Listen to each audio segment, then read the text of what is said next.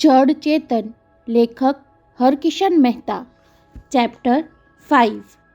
Kasturba Gandhi memorial હોસ્પિટલના underground dressing હોલમાં અધ્ધરશ્વાસે ધસી આવેલા હાઉસ ડૉક્ટર શ્રીકાંત એ દ્રશ્ય જોતાની સાથે જડ પૂતળા જેવા બની ગયા. પગ પાસે નજર સામે ભોંય પર ચત્તીપાટ પડેલી તુલસીને ફાટી આંખે નિહાળતા રહ્યા.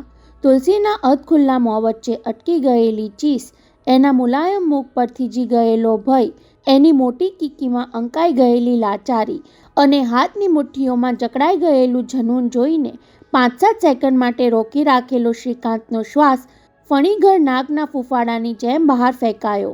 જ્વાળામુખી પર્વતની ટોચ ફાટીને બહાર ધસી આવવા ધૂંધવાતા લાવારસની જેમ શ્રીકાંતના દિમાગમાં ઘૂમરાતા આક્રોશે તેને હચમચાવી દીધો. તુલસી! હજારો વીંછીના દંશની એક સામટી વેદના જેવી તેની ચીસે વિશાળ ભૂગર્ભ ખંડને ખળભળાવી મૂક્યો. હજુ તો સવારે જ પોતાની વાગ્દત્તા બનેલી તુલસી સાંજ પહેલાં કોઈ રાક્ષસની હવસનો શિકાર બની ગઈ. પુરુષ માત્રના સ્પર્શની સ્મિત કે સખ્તાઈથી ટાળી દેનારી, વિચારવાણી કે વર્તનમાં મર્યાદાની લક્ષ્મણ રેખાનું તસુભાર પણ ઉલ્લંઘન નહીં કરનારી, હજુ આપણી સગાઈ ક્યાં જાહેર થઈ છે એવું કહીને 15 મિનિટ પહેલાં જ ફરવા જવાનો પોતાનો પ્રસ્તાવ હસીને પાછો ઠેલી દેનારી તુલસીને આવી કઠોર સજા કરનાર પર શ્રીકાંતને કાળ ચડ્યો. તમે બધા ઊભા છો શું? અચાનક ભાન થયું હોય તેમ એનાથી ત્રાડ નંખાઈ ગઈ. એને ઉચકીને ટ્રીટમેન્ટ માટે લઈ જવાનું કેમ તમને કોઈને સૂચતું નથી? કહેતો એ તુલસીને ઉચકવા માટે નીચે ઝૂક્યો ત્યાં તેના ખભા પર કોઈનો હાથ દબાયો. ક્રોધને કારણે કાનમાં ધાક પડી ગઈ હોય તેમ પાછળ આવીને ઊભેલા ડીન સાહેબના પગલાં પણ તેને સંભળાયા ન હતા. શ્રીકાંત! વેઇટ અ મિનિટ. નીચે ઝૂકેલા શ્રીકાંતે સહેજ ગરદન ઉચકીને ડીન સાહેબ તરફ જોયું. એમની આંખમાં વ્યથા અને સહાનુભૂતિ સાથે આજ્ઞા પણ દેખાઈ. Control yourself Shrikant, you are a doctor. શ્રીકાંતને એમના શબ્દો વિચિત્ર અને વસમાં લાગ્યા. એ કહી ન શક્યો કે ડૉક્ટરની પહેલી ફરજ તત્કાળ સારવાર કરવાની હોય છે અને હું એ કરવા માંગુ છું. શ્રીકાંત! તેનું બાવડું પકડી લઈ ડીન સાહેબે પાછળ ઊભેલા પોલીસ કમિશનર તરફ દ્રષ્ટિ કરી. એમને પૂછ્યા વગર તુલસીને અહીંથી ઊંચકી જવામાં પુરાવાનો નાશ થવાનો ભય છે. પરંતુ કોણ જાણે શ્રીકાંતના મગજમાં શું જુનૂન ભરાયું કે ઝાટકા સાથે ડીન સાહેબનો હાથ તરછોડી દઈ ફરી કોઈ રોકે એ પહેલાં બંને હાથમાં તુલસીને ઊંચકી લીધી. પહેલાં ટ્રીટમેન્ટ, પછી બીજું બધું, દ્રઢ અવાજે સંભળાવી એ લાકડા જેવી તુલસીની જડ કાયા ઊંચકીને આગળ વધવા જતો હતો ત્યાં જ 2 નર્સ સ્ટ્રેચર સાથે આવી પહોંચી. ડીન શ્રીવાસ્તવ અને પોલીસ કમિશનર કોટવાલ એકબીજા સામે જોતા રહ્યા. પોતે ઓપરેશન થિયેટરમાંથી ઉતાવળે પગલે બહાર નીકળ્યા ત્યાં સંરક્ષણ પ્રધાનના ઓપરેશનનો પ્રોગ્રેસ જાણવા ટાંપીને દરવાજે ઊભેલા પોલીસ કમિશનર ભટકાઈ ગયા. એ કાંઈ પૂછે એ પહેલાં તેમનો હાથ પકડી લઈ ડીન તેને નીચે લઈ આવ્યા હતા. રસ્તામાં એટલું જ કહી શક્યા હતા, એક નર્સ પર બળાત્કારનો પ્રયાસ થયો છે, પ્લીઝ મારી સાથે આવો. ડ્રેસિંગ હોલમાં દાખલ થતી વેળાએ ડીન શ્રીવાસ્તવ કમિશનરને કાનમાં ફૂંક મારવાનું ચૂક્યા ન હતા. કમિશનર સાહેબ, વીઆઈપી રૂમમાં જેની પાસે એકાંતમાં ગીતાના શ્લોકનું પઠન કરાવ્યું એ જ સિસ્ટર ગોસ્વામી પર કોઈએ એટેક કર્યો. એ સાંભળતા જ કમિશનર કોટવાલનું પોલીસ દિમાગ સતર્ક બની ગયું હતું. That it is extremely serious. એટલું બોલીને કમિશનરે મનોમન કડી જોડી દીધી. ડિફેન્સ મિનિસ્ટર સિક્રેટ મિશન પર આવ્યા. રસ્તામાં અકસ્માત થયો. ઓપરેશન પહેલાં એક નર્સ સાથે થોડું એકાંત મેળવ્યું અને હજુ ઓપરેશન ચાલે છે ત્યાં એ જ નર્સ પર એકાંતમાં કોઈએ હુમલો કર્યો. ડીન, આ કેસ અમારે તત્કાળ હાથ લેવો પડશે. એટલે ડીન સાહેબે શ્રીકાંતને રોક્યો હતો, પણ બંને હાથમાં તુલસીને ઊંચકી લઈ રોષ ભભૂકતા ચહેરે ઊભેલા શ્રીકાંતને બેમાંથી કોઈ કાંઈ કહી શક્યા નહીં. ડીન શ્રીવાસ્તવને કમિશનરના કાનમાં ખુલાસો કરવો પડ્યો. આજ સવારે જ સિસ્ટર ગોસ્વામી સાથે એમની સગાઈ નક્કી થઈ. ઓહ! વ્યથાભર્યા ઉદ્ગાજો સાથે કમિશનર શ્રીકાંતને જોતા રહ્યા. એટલી વારમાં તુલસીની જડ કાયા સ્ટ્રેચર પર ગોઠવાઈ ચૂકી હતી. ક્વિક! મેટ્રન દોડીને લિફ્ટ તૈયાર રખાવો. એને સ્ટાફના સ્પેશિયલ રૂમમાં લઈ જવાની છે. નહીં શ્રીકાંત, હવે ડીન સાહેબે વચ્ચે બોલવું પડ્યું. લિફ્ટમાં નહીં, એનો ઉહાપો નથી કરવો, પાછલી સીડી પરથી લઈ જઈએ. ડીન મેટ્રનને ઉદ્દેશી સૌને તાકીદ કરી. લક્ષ્મીબાઈ, હાલ તુરત આના વિશે કોઈને કોઈ જાણની ચર્ચા નહીં કરવાની. બહાર છાપાવાળા બેઠા છે. આજ્ઞા માથે ચડાવતા હોય તેમ શ્રીકાંત, મેટ્રન અને સ્ટ્રેચર ઊંચકતી નર્સોએ ઉતાવળા પગલે પાછળની સીડીનો રસ્તો પકડ્યો. એટલી વારમાં કમિશનરની ચકોર નજર કામે લાગી ચૂકી હતી. તુલસીને જ્યાંથી ઊંચકી એ ભોંય પર માથાના પાછલા ભાગમાંથી ટપકેલા લોહીનો તાજો ડાઘ દેખાયો. બાજુનું એક પાર્ટીશન આડું પડેલું જોયું, જેની નીચે તુલસીનું ફ્રોક, નેપકિન અને નર્સની કેપ દબાયેલા પડ્યા હતા. સામેની દિવાલમાં હારબંધ જડેલા લોકરમાંથી 304 નંબરનું લોકર અધખુલ્લું હતું, જેની ચાવી લટકતી હતી. કમિશનર કોટવાલે હોલના બંધ પ્રવેશદ્વાર પર દ્રષ્ટિ કરી ત્યારે ડીન બોલી ઉઠ્યા. મેઇન એન્ટ્રન્સ દરવાજેથી લોક ન જ થઈ શકે એવી સાવચેતી રાખી હોવા છતાં બોલતા બોલતા રોકાઈ જઈ એ આગળ વધ્યા. દરવાજામાં ફિટ થયેલું લોક જોઈને ચોંક્યા. કોને પૂછીને આ લોક બેસાડ્યું? પણ એમને જવાબ આપી શકે એવું કોઈ ત્યાં હાજર ન હતું. નો, ડોન્ટ ટચ ઇટ. દરવાજાનું લોક તપાસવા લંબાતા ડીનના હાથને કમિશનરની તાકીદે અધવચ્ચે અટકાવી દીધો. એના પરના આંગણાના નિશાન ભૂસાઈ ન જવા જોઈએ. ફરતી ફરતી કમિશનર કોટવાલની નજર પાછળના ઉઘાડા દરવાજા સુધી પહોંચી. અચાનક એમની આંખો પહોળી થઈ. દરવાજા પાસેના ખૂણામાં રબરનું એક હાથમોજું પડેલું હતું. કદાચ આંગણાના નિશાન નહીં મળે. ધીમા પગલે આગળ વધતા એ રબરના મોજા પાસે પહોંચ્યા. ઓપરેશન વખતે સર્જન વાપરે એવું મોજું દેખાય છે. એટેક કરનારે પૂરતી સાવચેતી રાખી લાગે છે. કદાચ આ બળાત્કારનો કેસ ન પણ હોય. એટલે ચોંકીને ડીન તેની તરફ ધસી ગયા. જે કડંગી હાલતમાં તુલસીને આપણે જોઈ એમાં બળાત્કાર સિવાય શંકા કરવા જેવું બીજું કાંઈ. પણ કમિશનરે એમનું બોલવું કાને ધર્યું નહીં. પોતે ભૂલથી જે બોલી ગયા એ તક ડીન સાહેબને ભૂલવાડી દેવો જોઈએ. અચાનક યાદ આવ્યું હોય તેમ એમણે વાત વાળી લેવા પૂછ્યું, બાય ધ વે, ડિફેન્સ મિનિસ્ટરના ઓપરેશનમાં કંઈ કોમ્પ્લિકેશન? અરે, તમને એ મહત્ત્વના સમાચાર આપવાના તો સાવ રહી જ ગયા. ડીને પણ થોડા અજાણ્યા થવાનો દેખાવ કરવો પડ્યો. He collapse on the table. Oh my god! Commissioner કોટવાલના ચહેરા પરથી લોહી ઉડી ગયું. તમે અત્યાર સુધી મને કહેતા કેમ નથી? બોલતા બોલતા તેમનું હૃદય ધબકારા ચૂકી ગયું. આટલી બધી મહત્વની બાબત દબાવી રાખીને તમે મને અહીં ખેંચી લાવ્યા? કહેતા એ બહાર ધસી જવા માટે પગ ઉપાડતા હતા ત્યાં ડીન શ્રીવાસ્તવે તેમનો હાથ પકડી લીધો. સોરી કોટવાલ સાહેબ, અહીંથી ઇન્ટરકોમ પર આ દુર્ઘટનાના ખબર આવ્યા એ જ વખતે ડિફેન્સ મિનિસ્ટરે પ્રાણ છોડ્યા. Dam it! કમિશનર હજુ આઘાતમાંથી બહાર નીકળ્યા ન હોય તેમ તરડાયેલા અવાજે બોલી ઉઠ્યા. બંને બનાવ વચ્ચે કોઈ સંબંધ નથી, છતાં એકી સાથે બની ગયા. 1.25 કલાકથી હું ઓપરેશન થિયેટરની બહાર ઊભો ખોદાઈજીને પ્રાર્થના કરતો હતો કે એમને ઉગારી લે તો મને અબજસ્ટ ન મળે. એકવાર એ જીવતા જાગતા અહીંથી દિલ્હી પહોંચી જાય તો. ડૂમો ભરાઈ આવ્યો હોય તેમ બાકીના શબ્દો ગળામાં જ અટવાઈ ગયા. થોડી વારે માંડ બોલી શક્યા. હવે એમનું ડેડ બોડી જ દિલ્હી જશે. ઓહ ગોડ! કહેતા એમણે ફરી પગ ઉપાડ્યા. કમિશનર, થોડો અપયશ તો અમારી હોસ્પિટલને પણ મળવાનો. ડીન શ્રીવાસ્તવે ખોટના ધંધામાં ભાગીદારી સ્વીકારવાના ઢબે કહ્યું. બોમ્બેના ટોપ મોસ્ટ સર્જન અને બેસ્ટ ટ્રીટમેન્ટ છતાં અમે એમને બચાવી શક્યા નહીં. કહેતા એ ડ્રેસિંગ હોલની બહાર નીકળવામાં કમિશનરની સાથે થઈ ગયા. એઝ યુ નો, મહાનુભાવોની ટ્રીટમેન્ટમાં જશ ઓછો અને જવાબદારી વધારે હોય છે.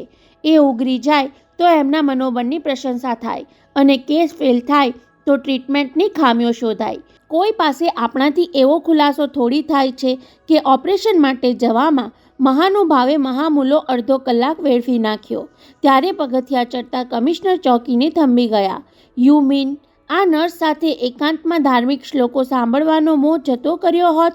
એને મોહ તો કેમ કહેવાય? કદાચ આવનાર મૃત્યુ એમને દેખાઈ ગયું હશે એટલે મોક્ષ માટે પણ ગીતા પઠન કરાવ્યું હોય. ફરી કમિશનરને કહી દેવાની ચટપટી જાગી કે મને તો એ એકાંતમાં ભેદની ગંધ આવે છે.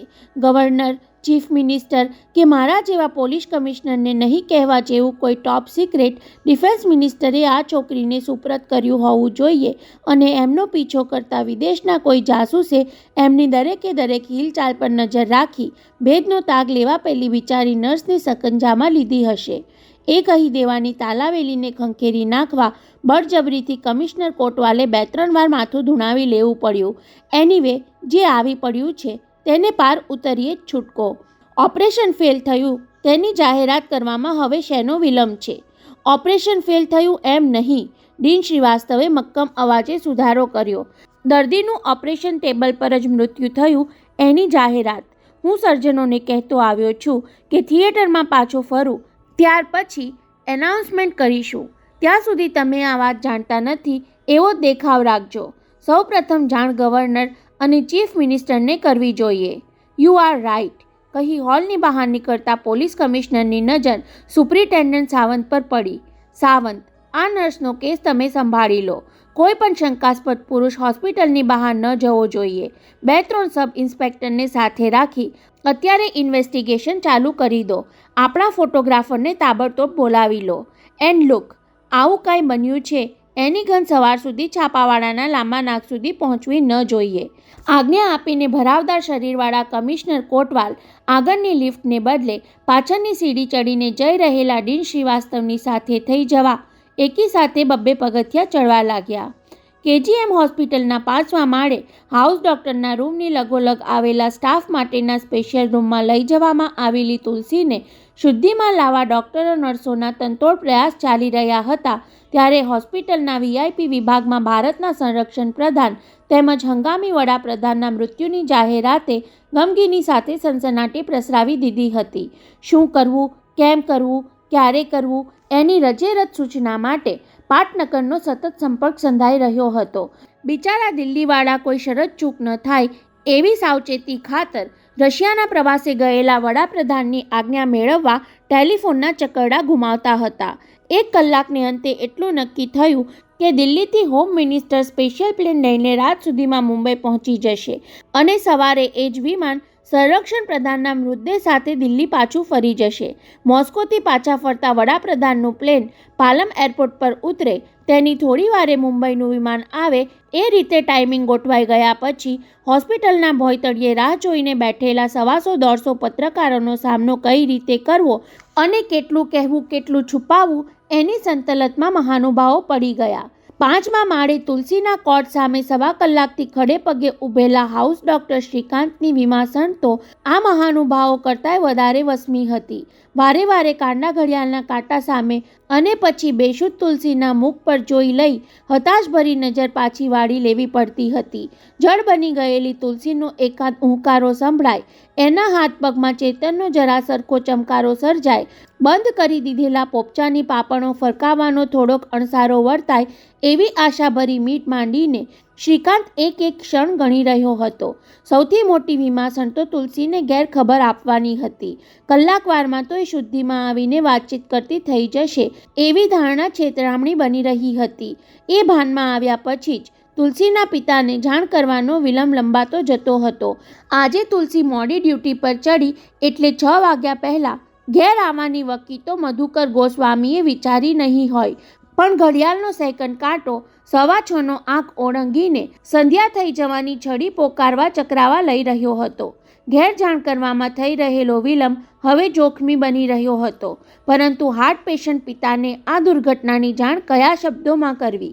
તુલસીને અકસ્માત થયો છે એમ કહેવાથી વરવી વાસ્તવિકતા વધુ વખત ટાળી શકાય તેમ ન હતી અને બળાત્કાર એ શબ્દ સાંભળતા જ ભોગ બનેલી યુવતીના સ્વજનોની કેવી હાલત થાય છે એનાથી શ્રીકાંત અજાણ્યો ન હતો.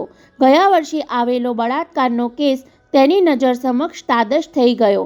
એક સામટા 2-3 ગુંડાનો શિકાર થઈને બેહોશ હાલતમાં હોસ્પિટલમાં આવેલી 19 વર્ષની રેવતીના બાપે પુત્રીનું મોં જોવાનો જ ઇનકાર કરી દીધેલો. એ કાળમુખીનું મોં જ મારે જોવું નથી. સમાજમાં હવે હું મારું મોં કઈ રીતે દેખાડીશ? આના કરતાં તો છરી ચપ્પુ ખોસીને ગુંડાઓએ એને મારી નાખી હોત તો એનો અને ભેગો અમારોય છુટકારો થઈ જાત. Thank God. તુલસીને તપાસીને દૂર સરકી જતા લેડી ડૉક્ટર ભરૂચાએ અભિપ્રાય ઉચ્ચાર્યો, બળાત્કારનો પ્રયાસ નિષ્ફળ ગયો છે. She is 100% virgin. એ સાંભળીને શ્રીકાંતથી ધરપતનો ઊંડો શ્વાસ લેવાઈ ગયો. પછી તુરંત મનમાં સવાલ જાગ્યો કે આ રાહત તુલસી માટેની હતી કે પોતાની અંગત? તુલસી પોતાની વાગ્દત્તા ન હોત, હોસ્પિટલની કોઈ અજાણી દર્દી હોત તો એનું કૌમાર્ય અખંડ રહ્યાની જાણનો આવો જ પ્રતિભાવ જાગ્યો હોત. અત્યાર સુધી પોતે તુલસીના પિતાને લાગનાર આઘાતનો ઉચાટ વાગોળતો હતો, પણ ખરેખર તો ભીતરમાં પોતે કોઈ પીડા પંપાડતો રહ્યો હતો. સામાજિક કલંકની પરવા કર્યા વિના બળાત્કારનો ભોગ બનેલી કન્યાને પરણવાની નૈતિક હિંમત ધરાવતા શ્રીકાંતને ચિંતા તો એ વાતની હતી કે તુલસીની માનસિક હાલતનું શું? પોતે ભળાયેલી છે એની સતત તાણમાં જીવનારી સ્ત્રી મનમાં પોતાની જાત પ્રત્યે ધૃણાઘૂટ્યા કરતી નારી અને પતિના સ્પર્શમાં સુદ્ધા પીડાની અનુભૂતિ કરનારી પત્ની સાથેનો સંસાર કેવો કષ્ટદાયક બની જતો હશે. શું વિચારમાં પડી ગયા ડૉક્ટર? લેડી ડૉક્ટર ભરૂચાએ તેને સજાગ કર્યો. એ બિચારી જાણતી ન હતી કે સવારે તુલસી સાથે એની સગાઈના ચાંદલા થયા છે. ભરૂચાએ સાહજિકપણે સહાનુભૂતિનો સૂર પુરાવ્યો. હોસ્પિટલ સ્ટાફની પ્રત્યેક વ્યક્તિ માટે આ બનાવ આઘાતજનક નીવડવાનો. તેમાં આ ગોસ્વામી તો બિચારી કેવી ભલી ભોળી હતી, સૌની કેવી લાડકી બની ગઈ હતી. કહેતા અટકી જઈને કાંઈક સૂઝ્યું હોય તેમ પૂછી લીધું, બાય ધ વે, એના ઘરના હજુ કોઈ કેમ દેખાતા નથી? હું એ જ વિચારતો હતો. શ્રીકાંતે લેડી ડૉક્ટરને તુલસીના પિતા વિશે જાણ કરીને ઉમેર્યું, એના પિતાને હજુ સુધી મેં ખબર આપ્યા નથી. નજીકમાં જ રહે છે. જાણ થતાં હમણાં દોડી આવશે. પણ થૂક ગળે ઉતારવા માટે થોડું રોકાઈને એણે પૂરું કર્યું, એ આવે ત્યારે પ્લીઝ તમે જરા હાજર રહેજો. એઝ યુ સે, કહીને લેડી ડૉક્ટરે ચાલતી પકડી. હજુ મારે પોલીસ માટે રિપોર્ટ તૈયાર કરવાનો છે. પોલીસ? શ્રીકાંતના કાનમાં જાણે ધગધગતું શીશું રેડાયું. પોલીસની પંચાયતમાં તો વધુ ઉહાપાત થશે. છાપા દ્વારા જગજાહેર થઈ જશે.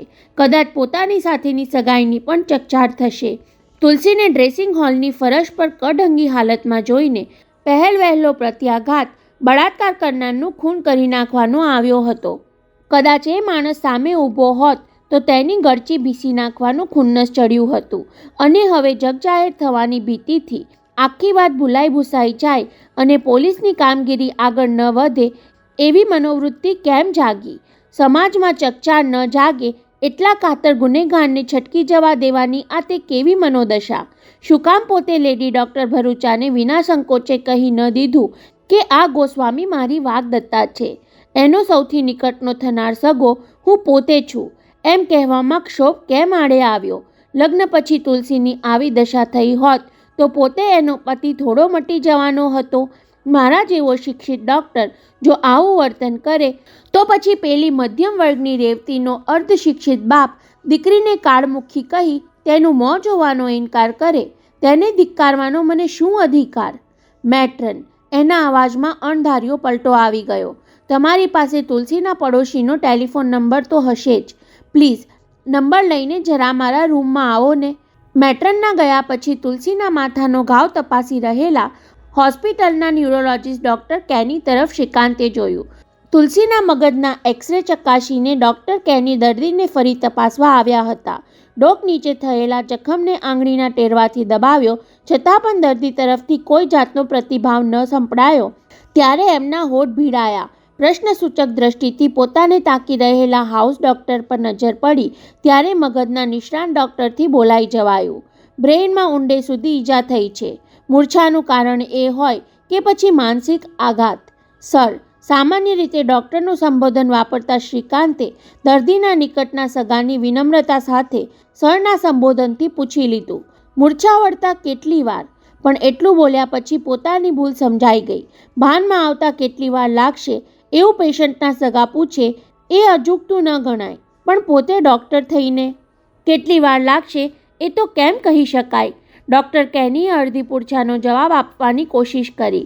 કદાચ 24 કલાક અથવા તો કહીને એમણે પણ જવાબનો ઉત્તરાર્ધ વિચારવાનું માંડી વાળ્યું. તો હવે એના ઘરનાને જાણ કરવી જ રહી. જાણે ન્યુરોલોજીસ્ટની નજરનો સામનો કરી શકતો ન હોય તેમ ડૉક્ટર શ્રીકાંતે ઉતાવળા પગલે બહાર નીકળી જવું પડ્યું. એ પોતાના રૂમમાં પહોંચ્યો ત્યારે મેટ્રન ટેલિફોન નંબરની ચબરખી સાથે રાહ જોતી ઊભી હતી. ચબરખીમાં નંબર ઉપર મિસિસ મજમુદારનું નામ વાંચીને કહી શક્યો નહીં કે તુલસીના પાડોશી યશોદાબેનને હું ઓળખું છું. મેટ્રનના ગયા પછી ઓપરેટરને નંબર જોડવા કહ્યું ત્યારે પેલીએ થોડી આનાકાની દર્શાવી. ડૉક્ટર, લાઇન બહુ બિઝી છે. Can you wait? No, I can't. જરૂર કરતાં વધારે ઉગ્ર અવાજે શ્રીકાંતથી કહેવાઈ ગયું, તમારા મહાનુભાવના મૃત્યુ કરતાં આ વધારે અર્જન્ટ અને ઇમ્પોર્ટન્ટ છે. સાંભળીને હેપતાઈ ગયેલા ઓપરેટરે તત્કાલ નંબર જોડીને લાઇન આપી દીધી. Your phone doctor. સામે છેડે વાગતી ઘંટી સાંભળીને શ્રીકાંત ફરી અસ્વસ્થ બની ગયો. હોઠ ભીડી લઈ તેણે મનને ટપાર્યું. ખબર આપતી વખતે મારા અવાજ કે શબ્દોમાં ગભરાટ ન હોવો જોઈએ. સારું છે કે મારે સીધે સીધા ગોસ્વામીજીને ખબર નથી આપવાના. કોણ? મિસિસ મજમુદાર? શરૂઆત કરવા માટે મનમાં રિહર્સલ કરતો હતો ત્યાં સામેથી ફોન ઉચકાયો અને સ્ત્રીને બદલે પુરુષના અવાજમાં હેલ્લો સંભળાયું. ત્યારે શ્રીકાંતે શરૂઆત બદલવી પડી. હું ડૉક્ટર શ્રીકાંત. ઓહ ડૉક્ટર સાહેબ, ચિંતને અદબ સાથે ઉત્સાહભેર કહ્યું. ખરેખર તો તુલસીએ તેને ટેલેક્સ કરી આવવાનું કામ સોંપ્યું ત્યારે રસ્તામાં જ એણે જાતને સમજાવી લીધી હતી. તુલસીની સગાઈ થઈ ગયા પછી તેની સાથે મારે તોછડું વર્તન નહીં રાખવું જોઈએ. સોંપેલું કામ કરી આવીને ઘેર બેઠો તુલસીની રાહ જોતો હતો. રસ્તામાંથી ખરીદેલી મીઠાઈ ખવડાવીને તેણે તુલસીનું મોં મીઠું કરવાનો સંકલ્પ કરી લીધો હતો. શ્રીકાંતભાઈ, અવાજમાં આત્મીયતાનો રણકો લાવી ચિંતને સામેવાળાનું સાંભળ્યા વગર જ કહેવા માંડ્યું. ગોસ્વામી કાકાને શું સંદેશો આપવાનો છે એ હું સમજી ગયો. તુલસી મોડી આવવાની છે એ હું કહી દઈશ, પણ તમારે મારી એક વાત માનવી પડશે. ફરીથી પાછા આવો ત્યારે બંને મારે ઘેર આવવું પડશે. સાંભળ ચિંતન, શ્રીકાંતનો સાથ ધીમો થઈ ગયો. મારે એવા ખબર નથી આપવાના. બોલતા બોલતા ગળગળા ન થઈ જવાય એની ચોકસાઈ રાખી તેણે કહ્યું. તને એક કપરું કામ સોંપવાનું છે. પ્લીઝ બરાબર સાંભળજે. અહીં તુલસી કપડાં બદલવા ગઈ તેમાં પગ લપસી જતાં માથામાં ચોટ લાગી છે. એ બેહોશ થઈ ગઈ છે. ચોટ? વચ્ચેથી ચિંતને ચોંકીને તીણા અવાજે પ્રત્યાઘાત આપ્યો. બેહોશ થઈ ગઈ? Don't shout Chintan, please. શ્રીકાંતે ધાર્યું ન હતું કે આટલી જ વાત સાંભળતા ચિંતન આટલો વિહવળ બની જશે. એના ઉચ્ચાટમાં તુલસી પ્રત્યેની ઉત્કટ લાગણીનો પડઘો સંભળાયો. સાંભળ, તારી મધર સાથે ગોસ્વામીજી પાસે જઈને સાવચેતીપૂર્વક ખબર આપજે. કહેજે કે મને ફોન પર એટલું જ કહ્યું. તુલસીને માથામાં વાગ્યું છે અને તમને હોસ્પિટલ બોલાવ્યા છે. એમને તો હું એમ જ કહીશ ડૉક્ટર, પણ તમે મને સાચે સાચું કહેજો. તુલસીને ખરેખર બહુ ગંભીર ઈજા થઈ છે ને? એ બધું ટેલિફોન પર પૂછવાનું રહેવા દે ચિંતન. શ્રીકાંતને થયું કે પોતે લાંબો સમય સ્વસ્થતા ટકાવી નહીં શકે. તું ગોસ્વામીજીને લઈ તુરંત અહીં આવી પહોંચ. સાથે તારા મધરને પણ લઈ આવજે. અને જો ડિફેન્સ મિનિસ્ટરનું ડેથ થયું છે એટલે આગલા દરવાજેથી આવવા નહીં મળે. પાછળ નર્સિસ ક્વાર્ટર્સના રસ્તે સીધો બીજા માળે લઈ આવજે. કહી પેલો કાંઈ વધુ ન પૂછે એટલા ખાતર ફોન કાપી નાખ્યો. એક કામ પૂરું થયાનો શ્વાસ ખાઈ લઈ તેણે ડીનનો સંપર્ક સાધવા ઇન્ટરકોમનું બટન દાબ્યું. ડીન શ્રીવાસ્તવ એમની કેબિનમાં ન હતા. બીજા 2-3 બટન દબાવ્યા ત્યારે એમનો અવાજ સાંભળવા મળ્યો. બોલ શ્રીકાંત, મારે ત્યાં હાજર રહેવું જોઈએ પણ હું અહીં અટવાઈ ગયો છું. મને ડૉક્ટર ભરૂચા અને ડૉક્ટર કેની એમના રિપોર્ટ કહી ગયા. લેડી ડૉક્ટરના રિપોર્ટમાં એટલું આશ્વાસન મળ્યું કે બળાત્કારમાંથી એ બચી ગઈ. પણ શું ડીન સાહેબ? ન્યુરોલોજીસ્ટ કેનીનું માનવું છે કે એના અંદરના મગજને ગંભીર ઈજા પહોંચી હોવી જોઈએ. કદાચ આપણે ધાર્યું હતું એટલી જ જલ્દી શુદ્ધિમાં નહીં આવે, કહીને ડીને ગળું ખંખેર્યું. જો શ્રીકાંત, 2 દુર્ઘટના એકસાથે બની ગઈ એમાં હું તને હિંમત રાખવા કહેવાનું પણ ચૂકી ગયો. સર, મેં ગોસ્વામીજીને ખબર મોકલ્યા છે. પહેલાં યશોદાબેન અને એનો સન તુલસીના ફાધરને લઈને પાછળના રસ્તે થોડીવારમાં જ આવી પહોંચશે. આઈ વિશ કે તમે જ એમને અહીં લઈ આવો. હાર્ટ પેશન્ટ ગોસ્વામીજીને આપણે સંભાળી લેવા પડશે. ભલે, હું જાતે એમને ઉપર લઈ આવીશ, કહીને ડીન સાહેબે પૂછી લીધું.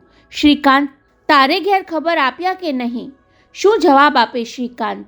એની ખામોશીમાં જ જવાબ મળી ગયો હોય તેમ ડીન સાહેબે ઉતાવળે કહી દીધું. ઠીક છે, એ મારા પર છોડી દેજે. ઇન્ટરકોમનું રિસીવર મૂક્યા પછી પણ ડીન સાહેબનો ધારદાર સવાલ તેના મગજમાં ભોંકાતો રહ્યો. તારે ઘેર ખબર આપ્યા કે નહીં? 1.5 કલાકમાં અસંખ્ય વાર ઘેર ખબર આપવાનો વિચાર આવ્યો હતો. પણ શું ખબર આપવા? કેવી રીતે ખબર આપવા? જાણ થયા પછી ઘરનાઓના જે પ્રત્યાઘાત આવશે એની કલ્પના કરતાં પણ પોતે ધ્રુજી જતો હતો. બળાત્કારના પ્રયત્નનો ભોગ બનેલી કન્યા, જસ્ટિસ દીક્ષિત પરિવારની પુત્રવધુ. શ્રીકાંતે બંને હાથ વચ્ચે માથું દબાવી દીધું. વેદના સહેવાતી ન હોય તેમ ધીમે ધીમે તેણે ટેબલ ઉપર માથું ટેકવી દીધું અને જાણે આંખો એ ઘડીની જ રાહ જોતા હોય તેમ વહેવા લાગી. તુલસી, બેટી તુલસી, કાપતા હાથે પુત્રીનું માથું પસવારતા મધુકર ગોસ્વામી કહી રહ્યા હતા. શું થઈ ગયું તને મારી દીકરી? જાણે પોતાનો અવાજ તુલસીના અચેતન મન સુધી પહોંચીને તેને જગાડી દેશે એવી ચેષ્ટામાં દરેક શબ્દ વાત્સલ્ય ભાવમાં જબોડીને ઉચ્ચારતા હતા. જો તો ખરી, યશોદાબેન અહીં બેઠા છે. સાંજે આપણે બધાએ સાથે બેસીને ઘેર લાપસી જમવાની છે. અંતિમ વાક્યમાં એમનો અવાજ તરડાઈ ગયો ત્યારે પાસે ઊભેલા ડીને ગોસ્વામીજીનો ખભો દાબ્યો. એ જો આઘાત પચાવી ન શકે તો માત્ર હૃદય જ નહીં, મન પર પણ વિપરીત અસર થવાનું જોખમ તોળાતું હતું. નીચેથી ખબર મળ્યા કે તુલસીના પિતા આવી રહ્યા છે એટલે તુરત જ પોતે સામા લેવા ગયા હતા. કાંઈ કહે એ પહેલાં ગોસ્વામીજી જ બોલી ગયા હતા. ચિંતુ પર ડૉક્ટર શ્રીકાંતનો ફોન આવ્યો કે તુલસી ચાલતા ચાલતા લપસી પડી. કેટલી વાર થઈ હશે ડીન સાહેબ? એવી પૂછાના જવાબમાં પોતાથી સાચો સમય કહેવાઈ ગયેલો, 1.5 કલાક પહેલાં. અને સાંભળતા જ ગોસ્વામી ચોંકી જવાના ભાવ સાથે પૂછી બેઠા હતા, અને તમે અમને આટલા બધા મોડા ખબર આપ્યા? ત્યારે ડીન સાહેબે ડિફેન્સ મિનિસ્ટરના મૃત્યુનું બહાનું આગળ ધરવું પડ્યું હતું. તમે તો જોયું ને, હોસ્પિટલની અંદર બહાર કેટલું તંગ વાતાવરણ છે. એ સાંભળ્યા પછી 5મા માળે પહોંચ્યા ત્યાં સુધી ગોસ્વામી ખામોશ જ રહ્યા હતા. એમનું એ મૌન ડીન સાહેબને કઠોર મેણા જેવું લાગ્યું. જાણે એ અબોલ રહીને કહેતા હોય, આવા મહાન માણસ હોસ્પિટલમાં હોય ત્યારે બિચારી તુલસી માટે કોને પડી હોય. જો કે મૃદુભાષી મધુકર ગોસ્વામી આવા કઠોર વેણ ઉચ્ચારે એવી કલ્પના કરવા માટે ડીન સાહેબે પોતાની જાતને ઠપકો આપવો પડ્યો હતો. રૂમમાં દાખલ થતાં જ તુલસીને બિછાનામાં જડવત પડેલી જોઈને એમણે પહેલો હળવો આઘાત અનુભવ્યો હતો. સારું થયું કે શ્રીકાંતે અસત્ય ઉચ્ચારી લીધું. ગોસ્વામીજી, પીડા બહુ થતી હતી એટલે ઘેનનું ઇન્જેક્શન આપવું પડ્યું. ઘેનના ઇન્જેક્શન કરતાંય પિતાના વાત્સલ્યની અસર વધારે સચોટ નીવડશે એવા ખ્યાલથી ગોસ્વામી પુત્રીના માથા પાસે બેસી જગાડવાનો મિથ્યા પ્રયત્ન કરતા રહ્યા. ત્યારે ખભો દાબીને ડીન સાહેબે કહેવું પડ્યું, ગોસ્વામીજી, ઘેન ઉતરે ત્યાં સુધી તમે બાજુના રૂમમાં બેસો તો કેમ? પછી તુરત જ ઉમેર્યું, યશોદાબેન ભલે અહીં તુલસી પાસે રહ્યા, પુત્રીની ભાળ લેવા આવ્યો અને હવે એનાથી દૂર બેસવાનું? એવા કોઈક ભાવ સાથે એમણે ડોક ઊંચી કરીને ડીન સામે જોયું. આજીજી નીતરતી આંખે એ થોડીવાર બેસવા દેવાની રજા માંગવાનું વિચારતા હતા ત્યાં રૂમનું બારણું ઉઘાડી ઉતાવળા પગલે સબ ઇન્સ્પેક્ટર પાટીલે પ્રવેશ કર્યો. Sir, sorry to disturb you, કહેતા એ નજીક આવ્યા. કોઈએ કહ્યું કે છોકરીના ફાધર આવ્યા છે. પછી ગોસ્વામી પર નજર પડી હોય તેમ એને જોતા રહી સબ ઇન્સ્પેક્ટરે ઉમેર્યું, અમારે એમને થોડી પૂછપરછ કરવી છે. પોલીસ અને પૂછપરછ. મધુકર ગોસ્વામીના ચહેરા પર અણધાર્યો પલટો આવી ગયો. હૃદયમાં સાંપડેલી પીડા દબાવી દેવા માટે તેમના દાંત ભીસાયા, જડબા તંગ થવા લાગ્યા અને કપાળમાં નસ ઉપસી આવી. ઇન્સ્પેક્ટર ગોસ્વામી તરફ પીઠ રાખી ડીન શ્રીવાસ્તવે પાટીલ સામે ડોળા કાઢ્યા. હોસ્પિટલની નર્સ ચાલતા ચાલતા લપસી પડી, એમાં એના સગાને શેની પૂછપરછ કરવાની? પણ સર, પાટીલ હજુ બાફવાનું ચાલુ રાખશે એવી દહેશતથી ડીને તેની સામે આંખ મીચકારી, જે થોડે દૂર ઊભેલા ચિંતનની નજરે ચડી ગઈ હતી. જુઓ, સિસ્ટર ગોસ્વામી મિનિસ્ટર સાહેબની ડ્યુટી પર હતી એ વાત સાચી, પણ એટલા ખાતર એના પડી જવાની વાતને ચોળીને ચીકણી શું કામ કરો છો? પછી એની કોણી પર હાથ રાખી ઇન્સ્પેક્ટરને બાજુના રૂમમાં લઈ જવાની ચેષ્ટા સાથે બધા સાંભળે તેમ સંભળાવ્યું, જે પૂછપરછ કરવી હોય તે મને પૂછો. કહી એ જ રૂમમાં પડતો બાજુના રૂમનો દરવાજો ઉઘાડી પાટીલને અંદર ખેંચી ગયા. બીજા બધા તો તુલસીના બિછાના આસપાસ હતા તેમ રહ્યા, પણ ચિંતને ધીમે ધીમે સરકી જઈ બાજુની રૂમની કાચના પાર્ટીશન પાસે બારી બહાર જોતા હોય એવા દેખાવ સાથે ઊભા રહી અંદરની વાત સાંભળવા કાન સરવા કર્યા. ઇન્સ્પેક્ટર, તમારે આ રીતે અંદર નહોતું ધસી આવવું જોઈતું. ખાલી ખાટલાની બાજુમાં ખુરશી પર ગોઠવાઈને ડીન સાહેબે ઠપકો સંભળાવ્યો, છોકરીના પિતા હાર્ટ પેશન્ટ છે. એકાએક એમને ખબર પડે કે બળાત્કારનો કેસ છે તો આઈ એમ સોરી કહી પાટીલે બચાવ રજૂ કર્યો. કમિશનર સાહેબનો ઓર્ડર છે, કોઈ પણ શકમંદ આસામીને હોસ્પિટલની બહાર જવા નહીં દેવા. હવે તમે જ કહો, હાઉ ઇમ્પોસિબલ ઇટ ઇઝ? જેને જવા દો એ શકમંદ હોય એટલું તો પોસિબલ છે ને? હા સર, એ તો અમે કરી જ રહ્યા છીએ, પણ શકમંદ જણાતો માણસ હોસ્પિટલની બહાર નીકળી ચૂક્યો છે. કોણ? Ward boy Kashinath. Sub inspector પાટીલે નામ ઉચ્ચારવા પૂરતો અવાજ ધીમો કરી ફરી પોતાની રાબેતા મુજબની ઢબે બોલવાનું ચાલુ રાખ્યું. ડ્રેસિંગ હોલની લેડી ગાર્ડને એક મૈત્રાણી બોલાવવા આવી કે તને મેટ્રન બોલાવે છે. લેડી ગાર્ડ મૈત્રાણીને દરવાજે ઊભા રહેવાનું સોંપી મેટ્રન પાસે ગઈ. મેટ્રન ટેલિફોન પર બિઝી હતી એટલી વાર લાગી. પછી તેને ખબર પડી કે મેટ્રનને બોલાવી જ ન હતી એટલે પાછી ફરી પણ પાછી ફરી ત્યારે મૈત્રાણી દરવાજા પર ન હતી. એને કાશીનાથ નામનો વોર્ડ બોય ડૉક્ટર બોલાવે છે એમ કહી બળજબરીથી ખેંચી ગયો હતો, જેથી ચોકી પહેરા વગરના દરવાજામાંથી અસલ ગુનેગાર અંદર દાખલ થઈ જાય. એક્ઝેક્ટલી સર, એવું જ બન્યું છે, કહી ઇન્સ્પેક્ટરે આગળ ચલાવ્યું. હવે એ કાશીનાથ હાથ લાગે એટલે અસલ ગુનેગાર હાથમાં આવી જાય. પણ કાશીનાથની બાબતમાં વિચિત્ર બન્યું છે. નાસી ગયો? આમ તો નાસી ગયો જ કહેવાય. એની ખોલીમાં પણ તપાસ કરી તો કહ્યું કે એને ગામ કોલ્હાપુર જવાનું કહીને જ સવારે ઘેરથી નીકળ્યો હતો. સબ ઇન્સ્પેક્ટરે શ્વાસ ખાવા રોકાઈને ઉમેર્યું. અહીં હોસ્પિટલમાં તપાસ કરી તો જાણવા મળ્યું કે કાશીનાથે તો 2 દિવસ અગાઉથી રજા માટે અરજી મૂકી હતી. એનો અર્થ? બબડતા ડીન અર્થ શોધવા વિચારતા હતા, પણ ઇન્સ્પેક્ટરને એટલી ધીરજ ન હતી.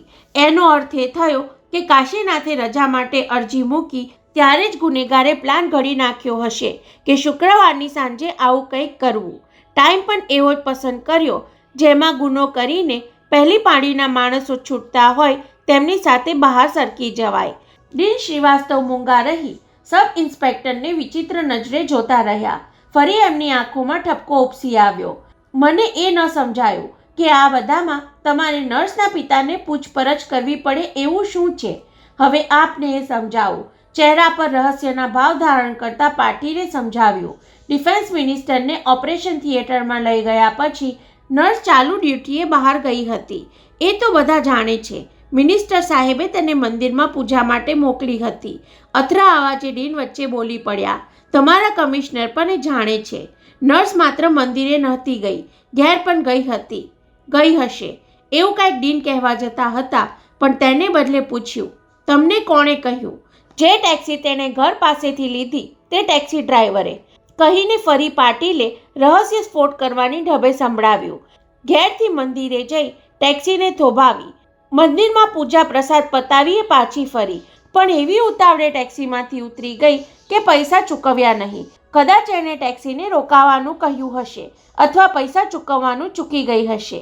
પછી 15-20 મિનિટ રાહ જોઈને ટેક્સી ડ્રાઈવરે નર્સના ક્વાર્ટરમાં જઈને પૂછપરછ કરવા માંડી. હોસ્પિટલ ફરતે અમારો પોલીસ બંદોબસ્ત છે એટલે ત્યાં ઊભેલા હવાલદારોને કાને વાત આવી. ટેક્સી ડ્રાઈવર તો થોડું બબડીને ચાલ્યો ગયો, પણ એનો નંબર હવાલદારને યાદ રહી ગયો હતો.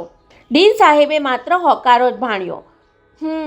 અડધો કલાકમાં અમે ટેક્સીનો પત્તો લગાવ્યો ત્યારે ખબર પડી કે નર્સે ટેક્સી એના ઘર પાસેથી પકડી હતી અને ઉતાવળ સાથે કાંઈક ઉચાટમાં પણ હતી હશે. પણ એમાં એના પિતાને? સર, અમારે એના પિતા પાસેથી એટલું જ જાણવું હતું કે ઘેર જઈને એણે પિતા સાથે શું વાતચીત કરેલી. આ તબક્કે કાચના પાર્ટીશન પાછળથી વાતચીત સાંભળી રહેલા ચિંતનનો હાથ આપોઆપ શર્ટના ખિસ્સામાં પડેલા ટેલેક્સના કાગળ તેમજ 200 રૂપિયામાંથી વધેલા પૈસા પર ગયો. તેને ભાન થયું કે હું અંદર જઈને જાણ કરું. તુલસી આ ટેલેક્સ કરવા કોઈને મોકલવા માટે ઘેર આવી હતી. પણ સર, સબ ઇન્સ્પેક્ટરનો અવાજ સંભળાયો. હું અમુક મર્યાદામાં રહીને જ આપને કહી શકું એમ છું. શું? એ જ કે ગુનેગારનો ઈરાદો બળાત્કાર ઉપરાંત પણ બીજો કંઈક હોવાનો સંભવ છે. બીજો શું ઈરાદો? ધારો કે એ નર્સે ડિફેન્સ મિનિસ્ટર સાથે એકાંતમાં 20 મિનિટ વિતાવી હતી. એ અરસામાં બાબુજીએ એમને કાંઈક મહત્વની વાત કહી હોય. પછી નર્સે ઘેર જઈને ત્યાં કાંઈક ને કાંઈક વાત કરી હોય. કદાચ એવું કાંઈક બન્યું હોય તો એના પાસેથી કોઈ કડી મળી આવે. ડીન સાહેબ થોડીવાર વિચારમાં ગરકાવ થઈ ગયા.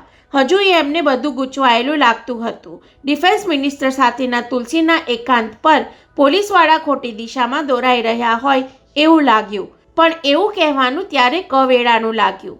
ભલે, નર્સના ફાધર થોડા સ્વસ્થ થાય પછી હું એને પૂછી જોઈશ અને જે કાંઈ હશે એ તમને જણાવીશ, કહી ડીન સાહેબ ઊભા થઈ ગયા. હમણાં બંને રૂમમાં પાછા ફરશે એવી ધારણામાં ચિંતન પાર્ટીશનથી દૂર સરકી ગયો. પણ ડીન અને ઇન્સ્પેક્ટરે રૂમના બહારના દરવાજેથી જ બહાર નીકળી જવાનું પસંદ કર્યું. બહાર નીકળતા જ સામેની દિવાલે સંકોચાઈને ઊભેલી મંછી મૈત્રાણી પર બંનેની નજર એક સાથે જ પડી. જાણે એમને બહાર નીકળવાની રાહ જોતી હોય તેમ મંછી બંનેની સામે ધસી આવી. સાહેબ, કાશીનાથ ન મળે તો સખારામની ભાર કાઢો. લાંબા સમય સુધી મનમાં ઘોળાતું હોય તેમ મંછી એકી શ્વાસે બોલી ગઈ. એ ખૂંટ સિવાય બીજું કોઈ આવું ન કરે. મેં ચાળી ખાધી છે એવું જાણશે પછી મને નહીં મેલે. પણ ભલે, મારું જે થવાનું હોય એ થાય. એ મુવાને તો મેલતા જ નહીં. બિચારી પારેવા જેવી તુલસીને એણે પીખી નાખી કહીને આજુબાજુ જોતી મંચી સડસડાટ ત્યાંથી સરકી ગઈ અને પેલા બંને એકબીજાની સામે જોતા રહ્યા. સખારામ કોણ છે? સબ ઇન્સ્પેક્ટરે પૂછ્યું. એનો પરિચય આપીને ડીન સાહેબે ઉમેર્યું, કદાચ મંચીની વાત સાચી નીકળે તો હમણાં જ એ બદમાશ અમારા સકંજામાં આવી ગયો સમજો, કહી સબ ઇન્સ્પેક્ટર પાટીલ વિચારમાં પડી ગયા. પ્લાન કરીને બળાત્કાર કરનારો આવી મૂર્ખાઈ કરે? કાશીનાથ જે મહેત્રાણીને દરવાજેથી ખેંચી ગયો હતો એ તો 2 મિનિટમાં જ એનું નામ આપી દેશે એવો વિચાર તેણે નહીં કર્યો હોય. કદાચ પેલો સખારામ મૂરખ હોય, અથવા તો આગળ તર્ક કરવાનું રોકી સબ ઇન્સ્પેક્ટર પાટીલે આગળ વધવા માટે પગ ઉપાડ્યા.